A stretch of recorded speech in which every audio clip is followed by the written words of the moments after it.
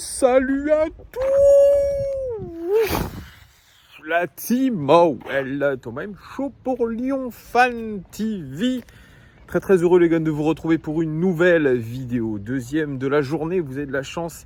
Il fait chaud, il fait beau dans le sud-ouest. Ça fait du bien. Ça fait du bien de se sentir en vacances. Puis je retrouve le petit Gon, donc ça me fait vraiment plaisir. J'espère que vous allez bien. Encore une fois, aujourd'hui, ça fait plaisir aussi de savoir que vous sentez bien à la veille du championnat.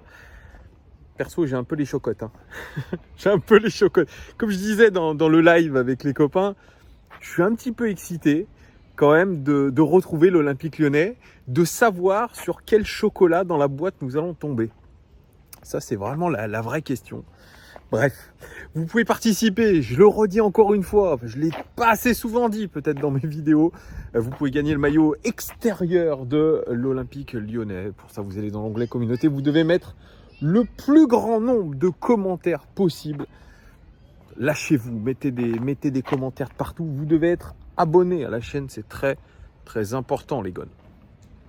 Allez, cette deuxième vidéo, elle va parler de la conférence de presse, des conférences de presse qu'il y a eu cet après-midi, ce midi même, avec Laurent Blanc, notre coach, et puis Alexandre Lacazette, notre capitaine. Et ce qu'on peut dire, déjà, c'est que la conférence de presse de Laurent Blanc, elle a été très offensive. Un Laurent Blanc beaucoup moins rigolard, détendu qu'à l'accoutumée. Moi, je regarde beaucoup le langage non verbal. J'ai vu un entraîneur et un homme très fermé, regard droit. Je l'ai trouvé assez blanc. Alors, je ne sais pas si c'est les spots, ou en tout cas, je l'ai trouvé un petit peu aminci. Alors, je ne suis pas en train de faire, il est en dépression, etc. Je l'ai senti concentré, en tout cas, sur son sujet. Et surtout, je l'ai senti un petit peu accrocheur.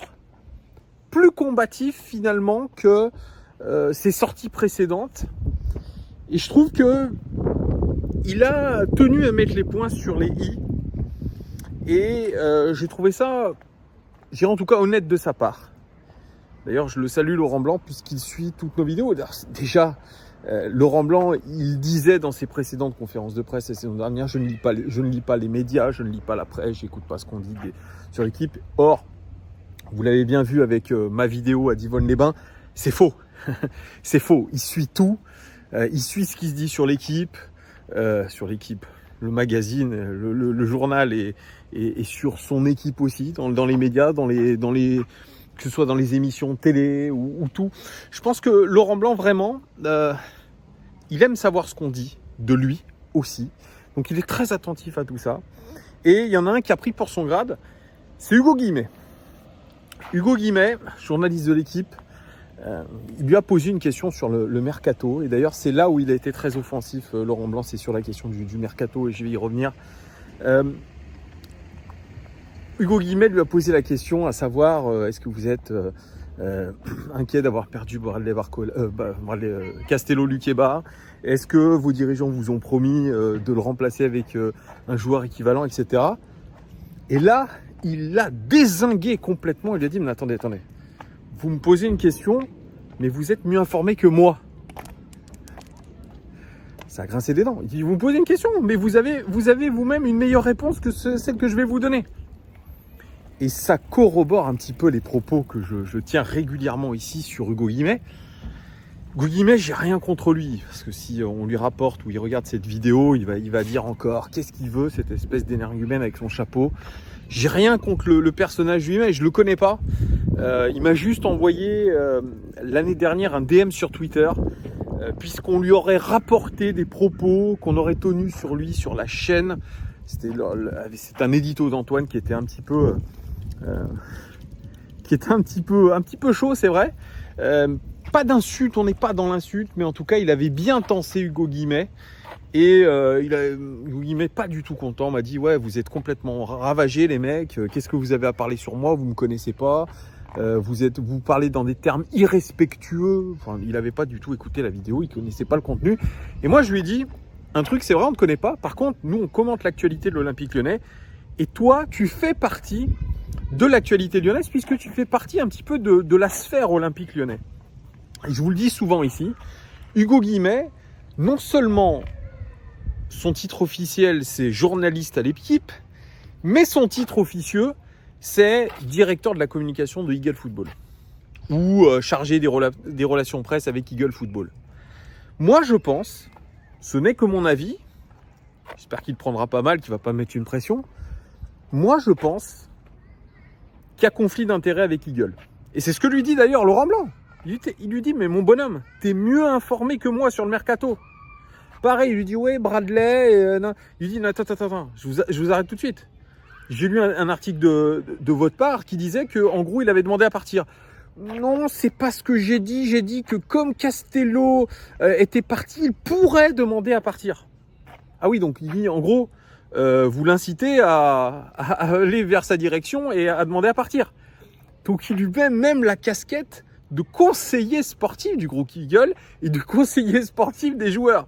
Donc, c'est un délire. C'est un délire. Moi, je vous le dis, ce garçon, il a un rôle un petit peu transversal dans la sphère olympique lyonnais. Il est journaliste, mais on lui donne des informations pour qu'il les distille à droite à gauche. Il est même plus au courant du mercato que l'entraîneur lui-même.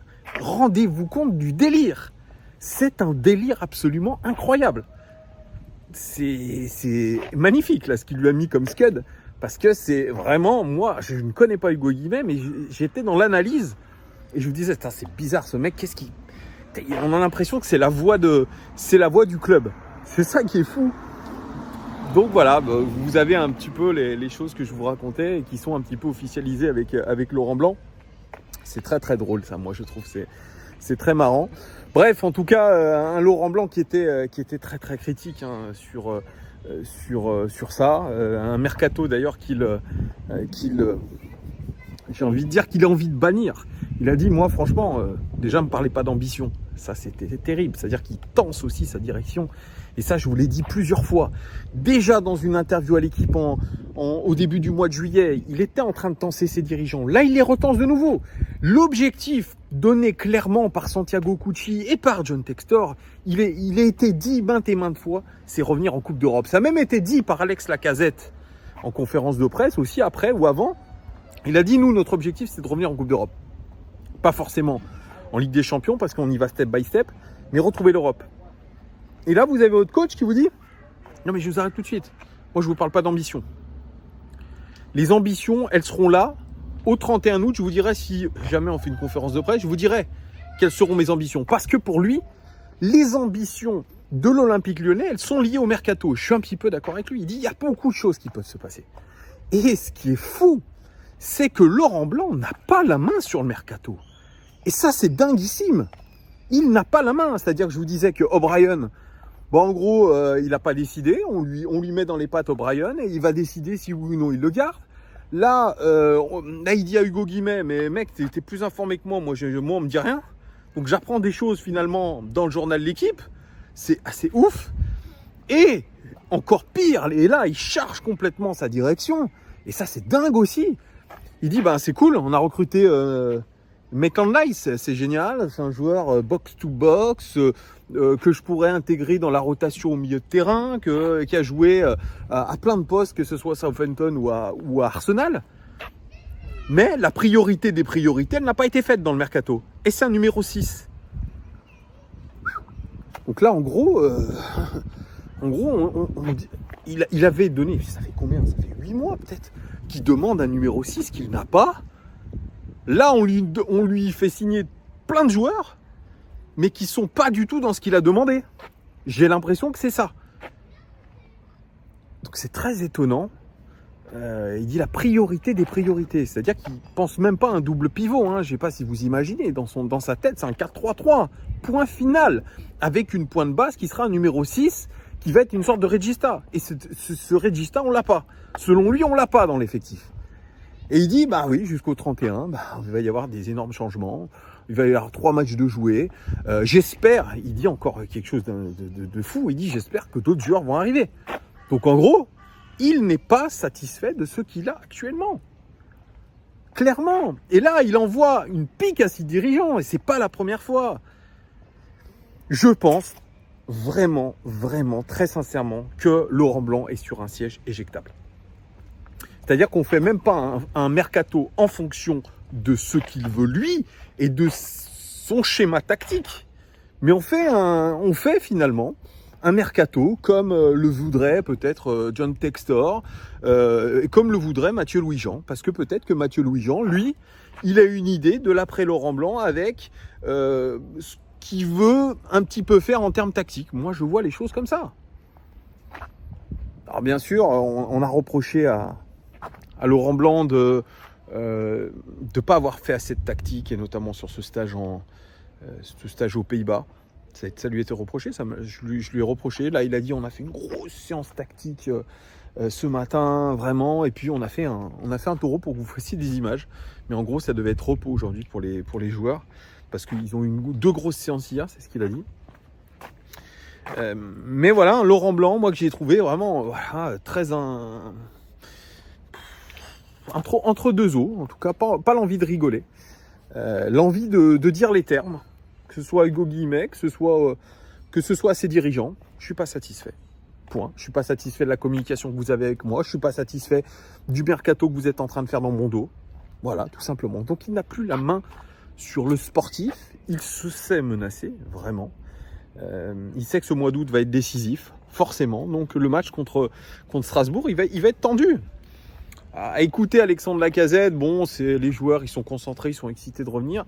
Au début de sa conférence de presse, Alex Lacazette, je vais pas vous mentir, je me suis dit, oh non, il va encore balancer des trucs, un peu des éléments de langage. Et au final, il a dit 2-3 choses qui sont très intéressantes, notamment sur Castello-Luqueba. Il a dit franchement, non, nous ça va pas, ça nous impacte pas qu'ils partent, parce qu'apparemment les joueurs s'étaient fait à cette idée-là qu'il allait partir. Bon, voilà. Et il a dit pourquoi Castello-Luqueba est parti. Il dit quelque chose qui est très intéressant. Il a dit aujourd'hui on a des jeunes joueurs qui veulent aller plus vite parce que ils ont l'objectif d'aller en équipe de France, de jouer une Coupe d'Europe, et on sait que pour aller en équipe de France, il faut partir à l'étranger, il faut se faire voir à l'étranger. Il y a plus de visibilité aujourd'hui quand vous êtes à l'étranger que quand vous êtes en France. Voilà ce qu'a dit Alexandre Lacazette et je pense que c'est la vérité. Il dit il y a d'autres choses qui rentrent en compte. Il n'a pas dit mais il y a l'argent aussi. Mais il y a aussi la visibilité. Aujourd'hui, la Ligue 1, de ce qu'en dit Alexandre Lacazette, ce n'est pas un championnat où si vous performez, vous allez être vu par votre sélectionneur national. En l'occurrence, Didier Deschamps, avec 27 buts, même pas il n'a été sélectionné avec Didier Deschamps. Donc c'est pour vous dire. Donc il faut aujourd'hui, plus que jamais, quand vous êtes international espoir français, eh bien, quitter la Ligue 1. Ça vaut pour Bradley Barcola, ça vaut pour Ryan Cherki, même s'il a l'air de ne pas être inquiet pour Bradley Barcola. Laurent Blanc, lui, il n'est pas du tout du même avis que Alex Lacazette. Et il dit, en gros, on va être attaqué de toutes parts. Et c'est au club de voir un petit peu comment il va répondre et où se situe le curseur.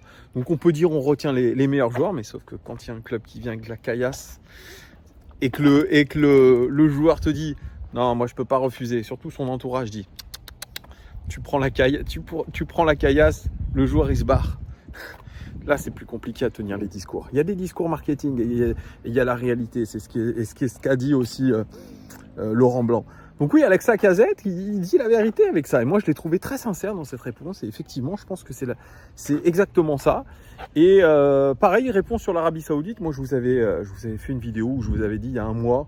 Il y avait d'ailleurs, c'était pas moi qui disais ça, hein, j'avais récupéré ça d'un journaliste saoudien sur Twitter qui disait que ça y est, tout était fait avec un club saoudien pour Alex Lacazette, il y avait un accord et que ça allait se faire. Et au final, Alex Lacazette, il a refusé l'Arabie Saoudite alors qu'il avait un accord, je pense, avec un club saoudien, avec un salaire mirobolant, etc. Et il dit les choses clairement, il dément pas d'ailleurs, hein, il dit bah oui, voilà, mais moi, en gros. Si je suis revenu à Lyon et à l'Olympique Lyonnais, c'est parce que je voulais me rapprocher de ma famille et de mes amis. Et puis voilà, c'est pour ça que je suis revenu au club et dans la ville. Et c'est pas pour me barrer un an plus tard. Ça, c'est honnête. C'est vraiment pour un projet aussi familial qu'il est revenu à à Lyon. Et effectivement, quand vous ensuite, même pour un salaire et un contrat incroyable, vous partez en Arabie Saoudite, c'est vrai que vous êtes loin de vos proches. C'est un univers différent, c'est un pays différent, ce sont des coutumes différentes. C'est un pays religieux aussi. Donc je peux comprendre. Il a été très honnête aussi là-dessus. Donc au final, une conférence, je trouvais, de presse assez rafraîchissante et honnête de la part d'Alex Lacazette. Et ça, c'est très cool aussi. Voilà ce que je pouvais vous dire dans ces 15 minutes de vidéo. N'hésitez pas à commenter, à me dire ce que vous pensez des attaques un petit peu de Laurent Blanc contre Hugo Guillemette et contre sa direction, parce que c'est intéressant en termes de relationnel entre lui et sa direction. Est-il plus que jamais sur la sellette? Vous me le direz en commentaire. Merci de votre fidélité les gones et à très vite. Ciao.